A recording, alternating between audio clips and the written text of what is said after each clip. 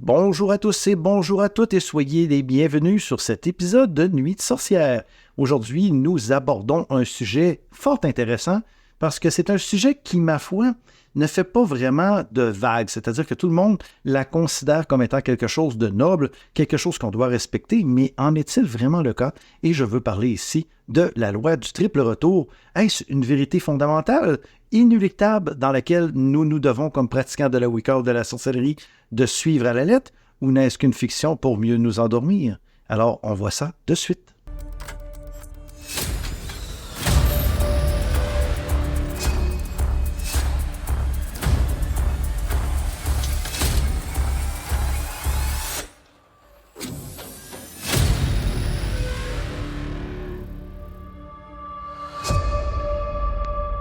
Donc, sans plus attendre, les origines de la loi du triple retour. Ils sont nébuleux, n'est-ce pas?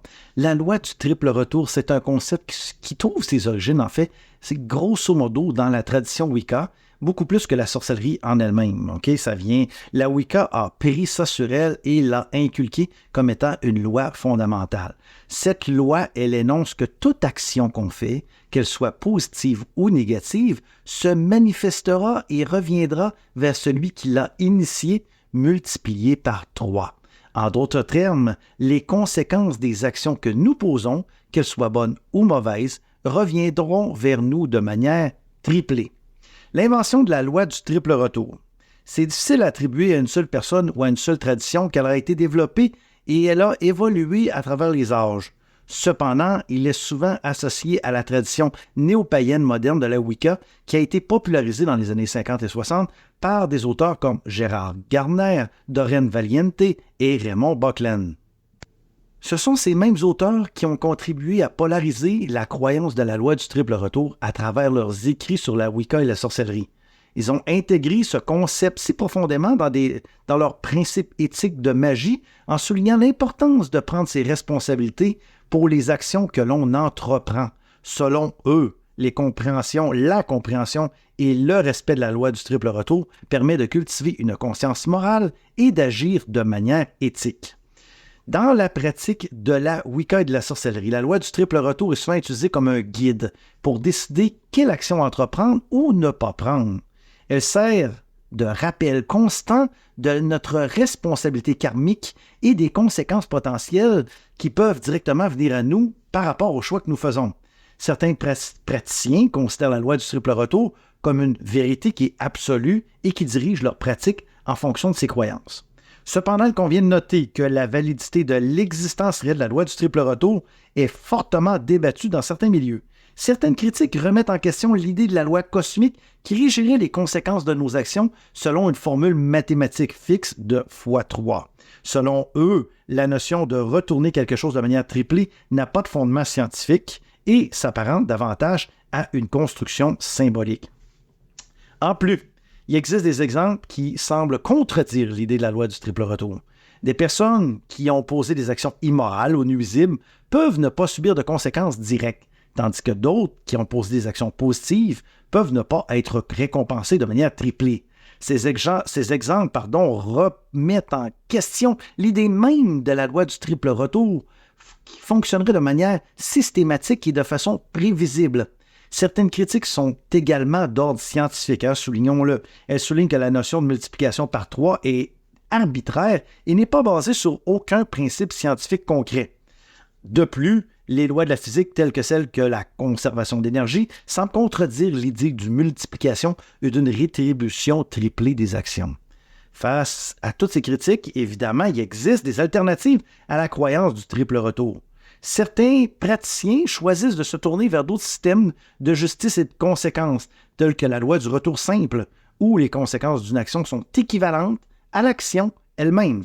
D'autres, ce qu'on va appeler évidemment le karma. D'autres adoptent une approche axée sur la responsabilité individuelle et considèrent que chaque individu est responsable de ses propres actions, indépendamment de toute loi cosmique. La loi du triple retour trouve ses origines dans la Wicca et la sorcellerie et a été popularisée par des auteurs influents. Elle sert de guide éthique, selon moi, beaucoup plus que d'une réalité tangible. L'importance de comprendre la loi du triple retour reste subjective à chaque individu et libre de sa propre interprétation dans sa pratique magique. Le fait de devoir multiplier par 3, est-ce que c'est vraiment réel? Parce que dans la vie, si nous faisons une action, elle ne nous est pas rétribuée uniquement par 3. Des fois, elle est rétribuée à fondement 0. Elle ne nous est pas retournée de façon systématique. Certains vont croire, mettons, au karma, mais bon, rendu là, quand on croit au karma, on croit que toute action que nous faisons, qu'elle soit bien ou mal, est écrite dans un grand livre universel et nous sera redonnée éventuellement dans cette vie ou dans une autre. Bon, on est dans le domaine des croyances, hein? Donc il appartient à tous et chacun d'en faire sa propre interprétation.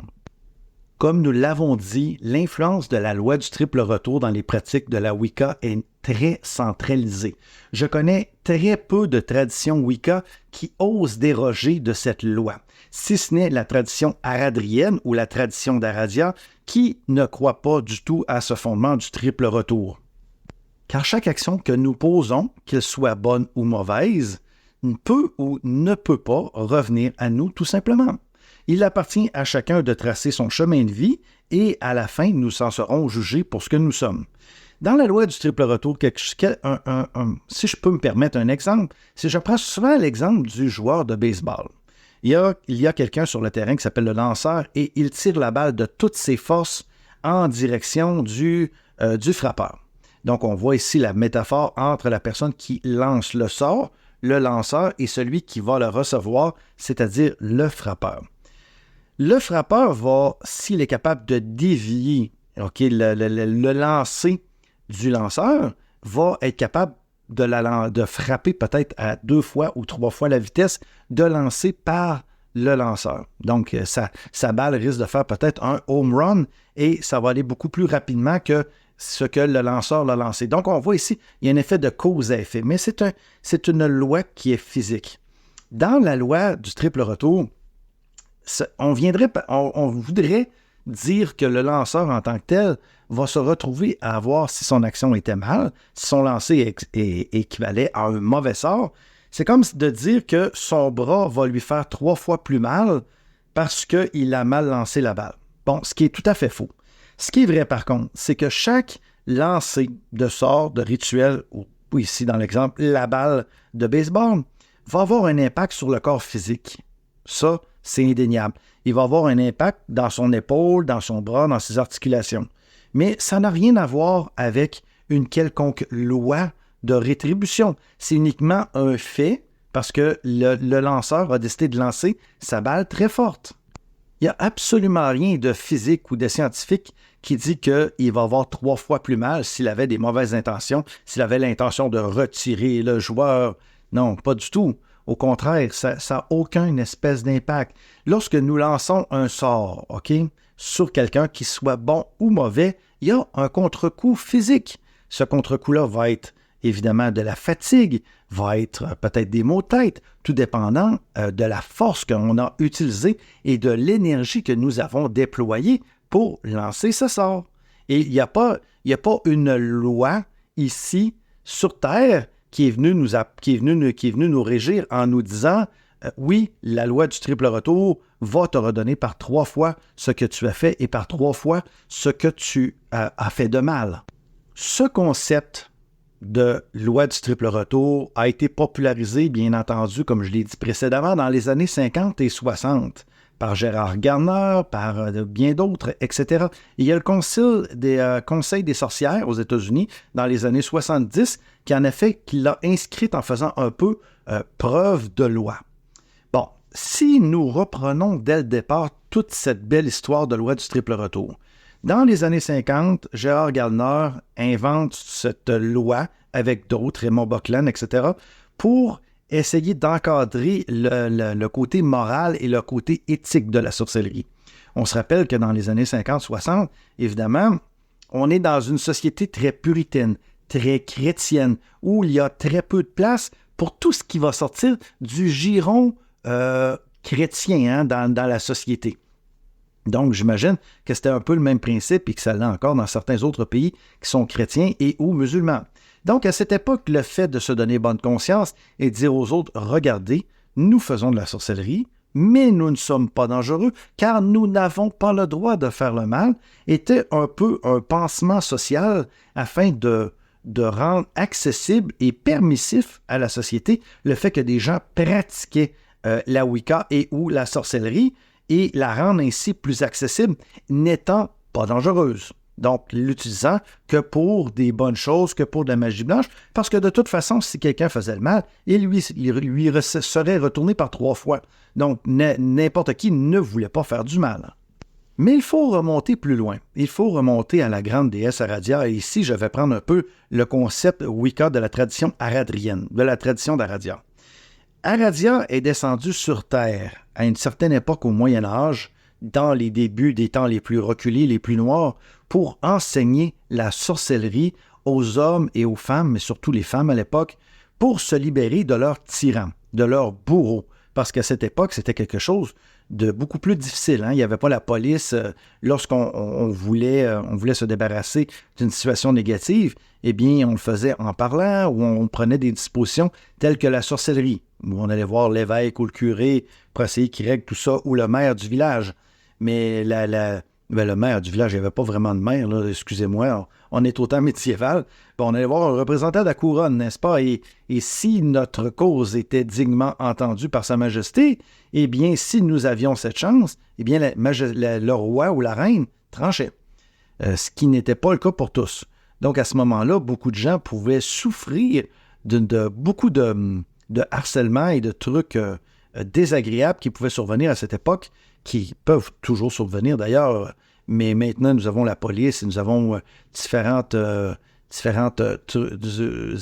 instances sociales, voyons, je cherchais le mot, différentes instances sociales qui nous permettent de pouvoir nous sortir de tout cela sans nécessairement faire appel à la sorcellerie. Quoique, parfois, ça peut être intéressant aussi si on veut éviter les tribunaux. Et là, je vous raconterai une bonne histoire là-dessus incessamment.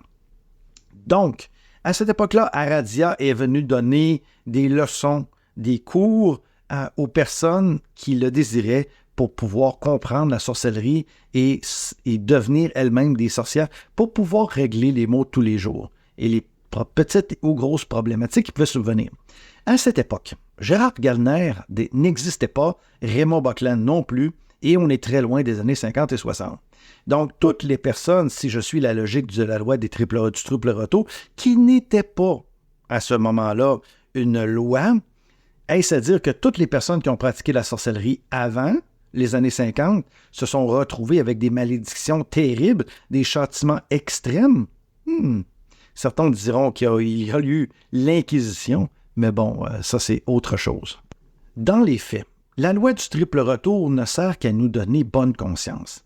Elle sert, en fait, aux gens de se dire moi, je fais le bien, je ne fais pas le mal. Parce que je connais personne qui veut faire le mal pour faire le mal, à moins que dans certaines situations où on désire vraiment se venger pour peut-être la mort de nos proches ou quelque chose comme ça, et que la justice ne ferait pas son boulot, chose qu'on ne veut pas. Mais ça pourrait être des choses qui pourraient être recommandables.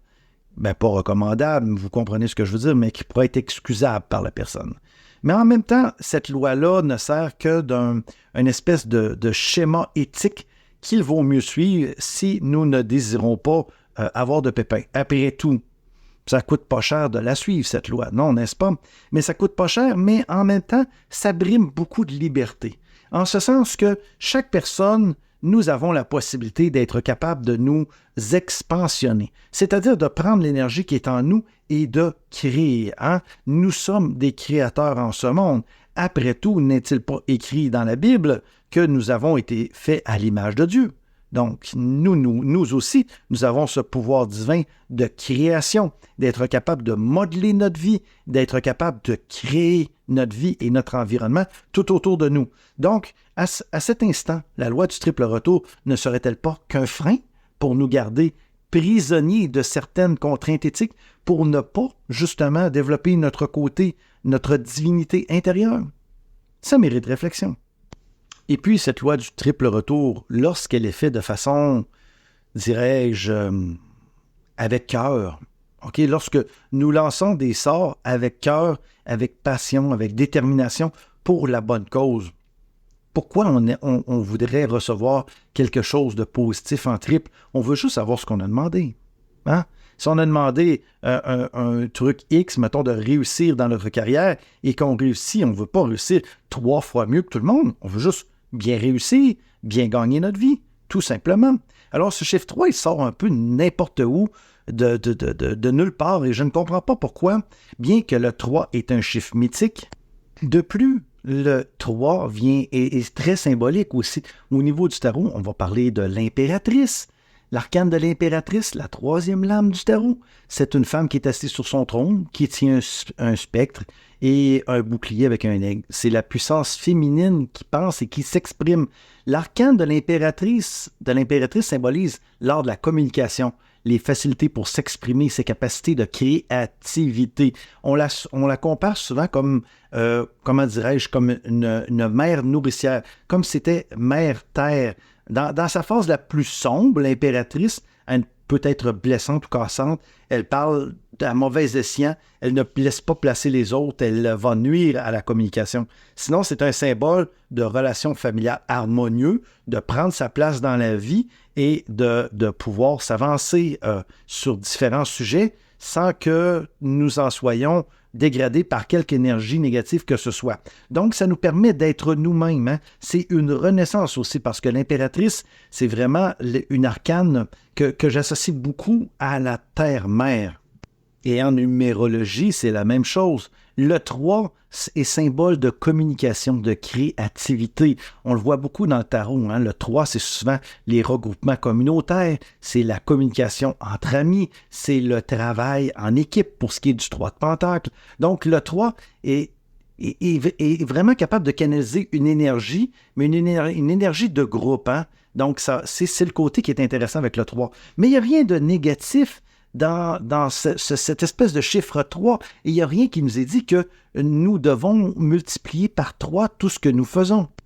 Donc, de ce fait de croire à un chiffre, ma foi, mythique qu'est le 3, il n'en tient qu'à vous. Si vous voulez vous faire croire que chaque fois que vous faites un bon coup dans la vie, il vous est remis par 3, eh bien, pour faire le test, sortez de chez vous, trouvez un mendiant et donnez $1 à quelqu'un. Et quelqu'un va nécessairement vous redonner $3. Si on suit cette logique. Mais vous comprendrez que, selon moi, cette loi n'a ni queue, ni tête, ni aucun fondement, sinon la croyance du pratiquant lui-même. Il n'y a rien de fondé. Et je peux vous assurer que depuis le temps que je pratique la sorcellerie, cela fait au-dessus de 30 ans maintenant, je n'ai jamais eu de contre-coup négatif ou positif multiplié par 3. Certes, on peut dire les choses telles qu'elles sont. Oui, lorsque nous faisons du bien, le bien nous est retourné. Lorsque nous faisons du mal, le mal nous est retourné. Mais c'est un peu une loi d'association et non pas une loi du triple retour. Si je me tiens avec des gens qui font le bien, eh bien, le bien va automatiquement venir à moi. Si je me lie d'amitié avec des gens qui font le mal, je vais m'entraîner dans une spirale de mal. C'est une loi d'association et non pas une loi de retour. Vous aurez donc compris dans ce podcast ma partialité par rapport à la loi du triple retour, que je n'y crois pas du tout, mais là, zéro. Mais si vous voulez y croire, ça fait pas de mal. Mais le fait d'y croire vous empêche, et j'y ai cru à une certaine époque, je suis comme tout le monde, j'y ai cru, mais cette loi, j'ai trouvé qu'elle ne faisait pas de sens. Comment est-ce que je pouvais demander justice en exécutant un sortilège, sachant que j'allais peut-être faire du mal à quelqu'un, mais pour des bonnes raisons, et que le mal me reviendrait par 3 fois, alors que mes raisons, à la base, étaient très bonnes? Voyez-vous, mais pour moi, ça ne faisait pas de sens. Je sais que ça peut être dur à expliquer comme ça, mais je vais faire éventuellement un podcast sur une déesse qui m'a beaucoup aidé, qui est la déesse Némésis. La déesse Némésis, c'est une déesse de rétribution. C'est la grande vengeresse. Lorsque vous avez des difficultés de façon légale ou de façon qui pourrait se régler devant les tribunaux sans que ce soit des trucs criminels, bien entendu, ça peut être des banalités civiles avec un voisin, etc. Mais lorsque vous savez et vous avez le cœur tellement pur que vous savez que vous avez raison et surtout, vous ne voulez pas brimer votre voisin, pour reprendre l'exemple du voisin en question. Tout ce que vous voulez, c'est que la justice soit rendue. Eh bien, en appelant la déesse Némésis, en faisant un rituel et en lançant un sort comme ça, eh bien, on s'assure que même si, bon, pour reprendre l'exemple du voisin, je lance un sort à mon voisin pour que mon voisin vienne réparer les trucs qu'il a brisés sans faire exprès chez moi, eh bien, ce n'est pas négatif. C'est seulement de la réparation, de la remise en ordre de la justice sociale, hein, pour redonner à César ce qui appartient à César. Mais ça, il faut faire attention parce que lorsqu'on joue, mais on ne joue pas, là, c'est un mot facile, mais lorsque nous entrons dans ce genre de discussion avec une déesse rétributrice comme Némésis, on doit s'assurer d'avoir le cœur pur et l'âme pure parce qu'elle va vous lire là, de la tête aux pieds, de l'âme à l'intérieur jusqu'aux plus profondes cellules de votre corps et de votre cœur. Et si vous avez tort, c'est là, là on va en manger une sincère. Donc on ne peut pas jouer et on ne peut pas feindre de dire la vérité parce que la déesse Némésis le sait.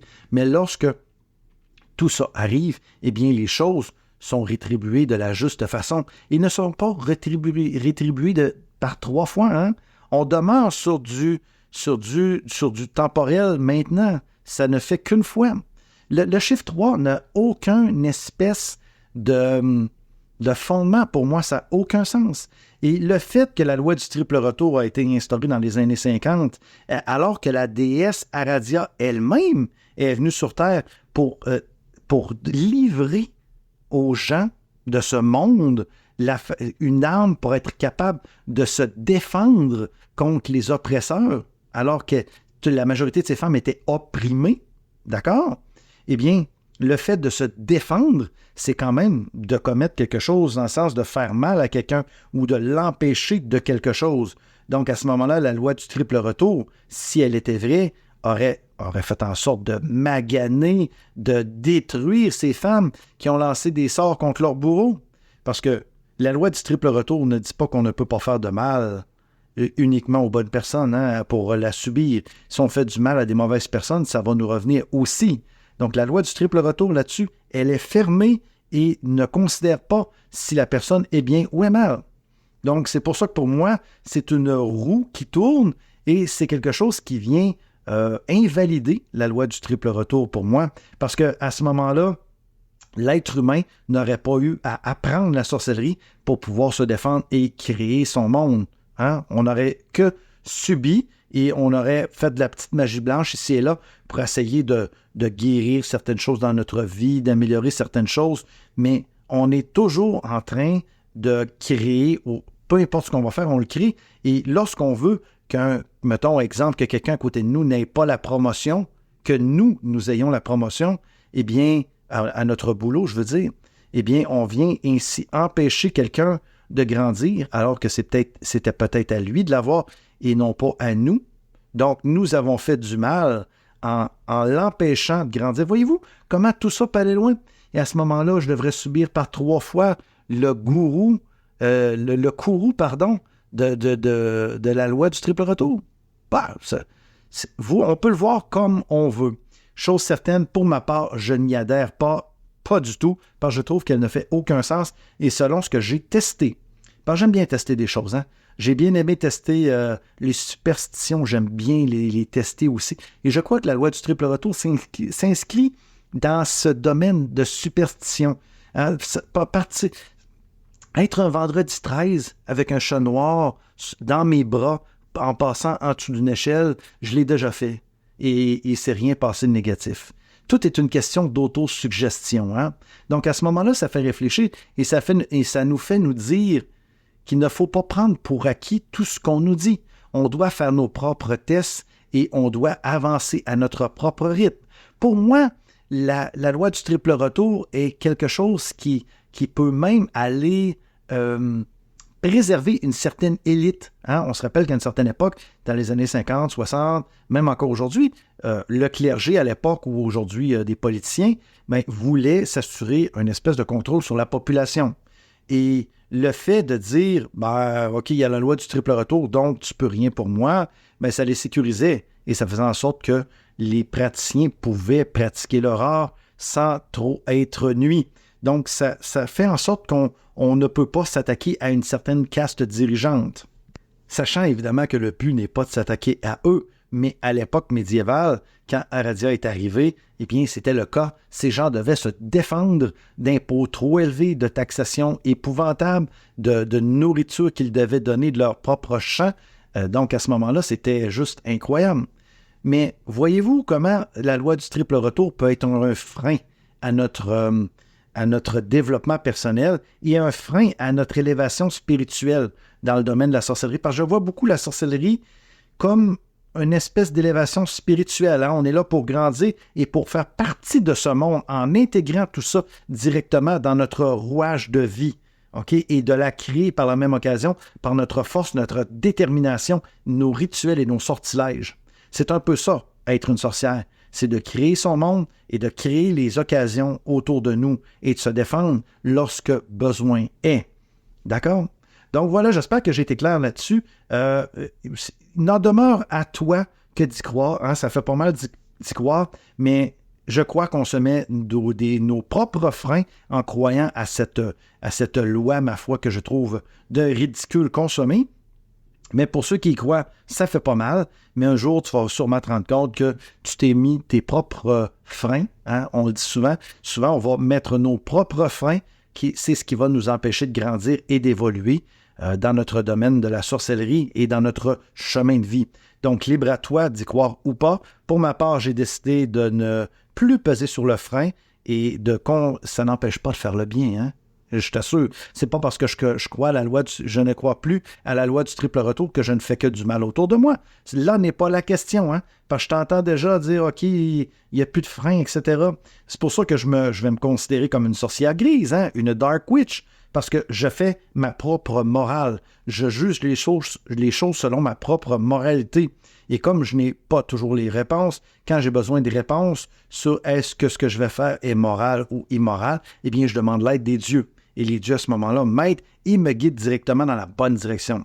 Vois-tu, il y a plusieurs autres façons que de croire à une loi bidon qui peut nous empêcher d'avancer pour pouvoir régler certaines choses dans nos vies, ainsi que dans la vie des gens qu'on aime, hein? Parce qu'on n'est pas tout seul ici. On est là pour aider nos gens autour de nous. Et ça, c'est important. Donc, merci d'avoir été là. Je viens d'ouvrir aussi, en passant, un espèce de Patreon, un Ko-fi.